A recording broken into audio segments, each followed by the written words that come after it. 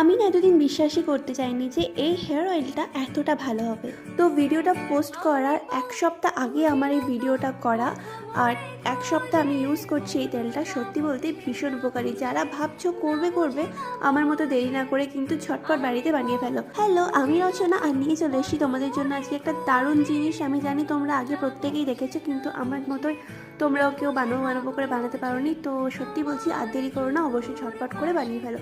তো কী কী উপকরণ নিয়েছি সেটা আমাদের বাড়িতে ঘরের মধ্যেই আছে, সেগুলো তো তোমরা দেখতেই পেয়েছো। সেই সমস্ত উপকরণগুলো নিয়ে ভালো করে ধুয়ে ছোট ছোট করে কেটে নিয়েছি।